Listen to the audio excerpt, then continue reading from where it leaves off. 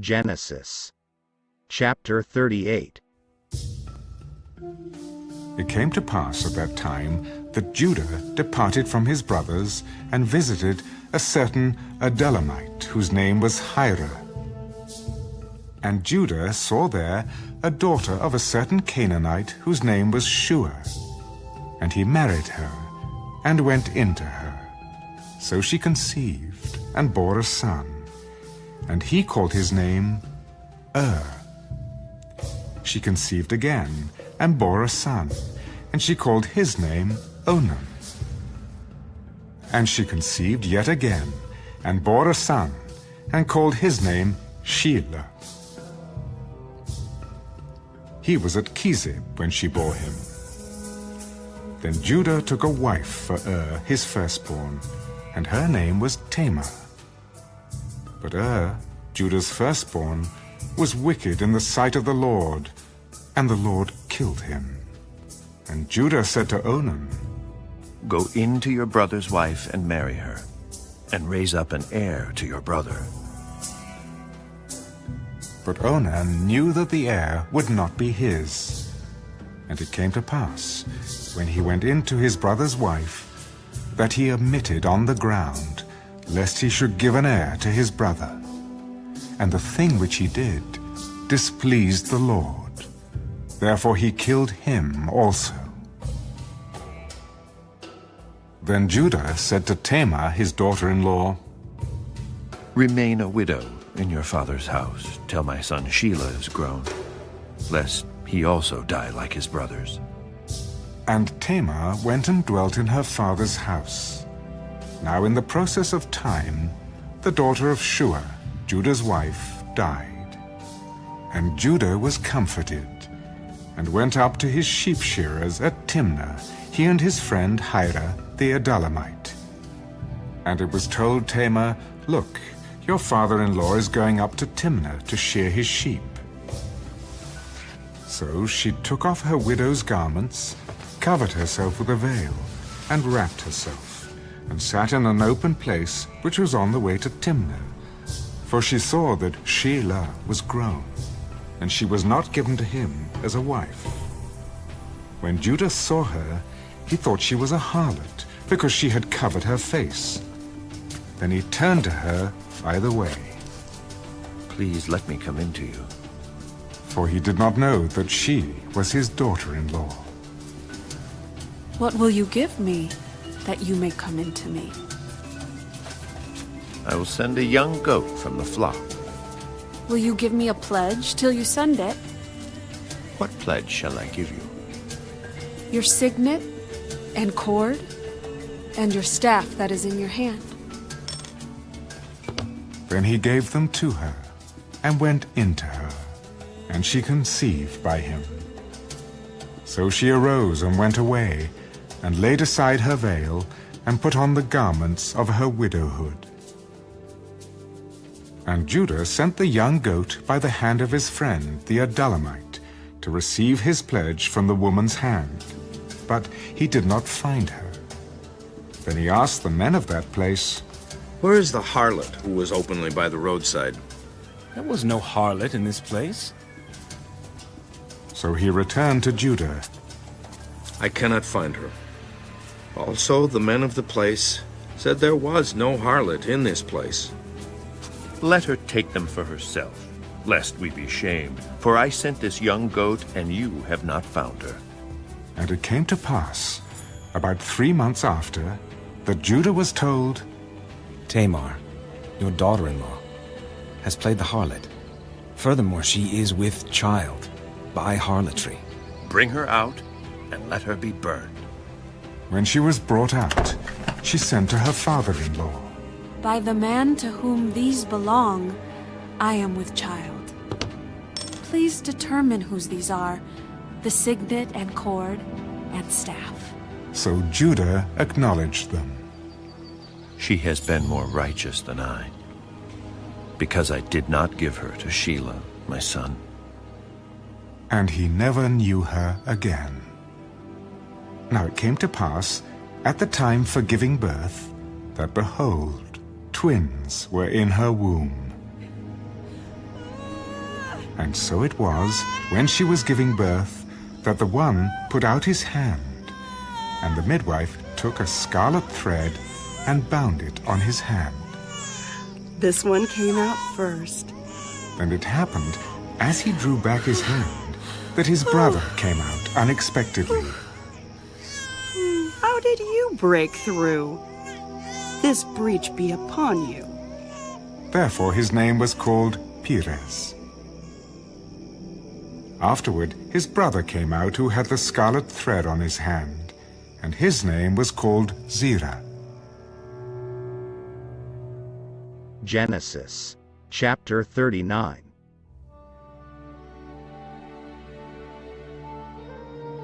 Now Joseph had been taken down to Egypt, and Potiphar, an officer of Pharaoh, captain of the guard, an Egyptian, bought him from the Ishmaelites who had taken him down there. The Lord was with Joseph, and he was a successful man, and he was in the house of his master, the Egyptian. And his master saw that the Lord was with him, and that the Lord made all he did to prosper in his hand.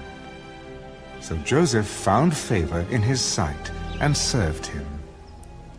Then he made him overseer of his house, and all that he had he put under his authority. So it was, from the time that he made him an overseer of his house and all that he had, that the Lord blessed the Egyptian's house for Joseph's sake. And the blessing of the Lord was on all that he had in the house and in the field. Thus he left all that he had in Joseph's hand, and he did not know what he had, except for the bread which he ate. Now Joseph was handsome in form and appearance. And it came to pass, after these things, that his master's wife cast longing eyes on Joseph. Lie with me. But he refused. Look, my master does not know what is with me in the house, and he has committed all that he has to my hand. There is no one greater in this house than I, nor has he kept back anything from me. But you, because you are his wife. How then can I do this great wickedness and sin against God? So it was, as she spoke to Joseph day by day, that he did not heed her, to lie with her or to be with her. But it happened about this time, when Joseph went into the house to do his work, and none of the men of the house was inside, that she caught him by his garment. Lie with me. But he left his garment in her hand, and fled and ran outside. And so it was, when she saw that he had left his garment in her hand and fled outside, that she called to the men of her house and spoke to them. See, he has brought into us a Hebrew to mock us. He came in to me to lie with me, and I cried out with a loud voice. And it happened when he heard that I lifted my voice and cried out, that he left his garment with me and fled and went outside. So she kept his garment with her until his master came home. Then she spoke to him with words like these. The Hebrew servant whom you brought to us came in to me to mock me. So it happened as I lifted my voice and cried out, that he left his garment with me and fled outside.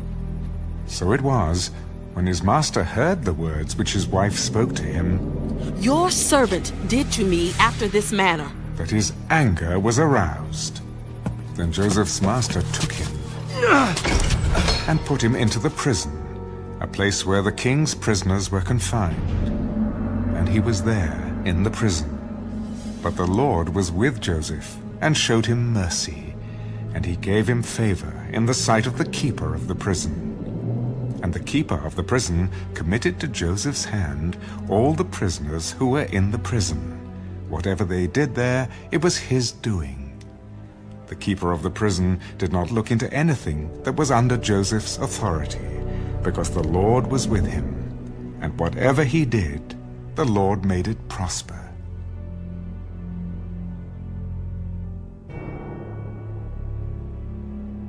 Genesis chapter 40.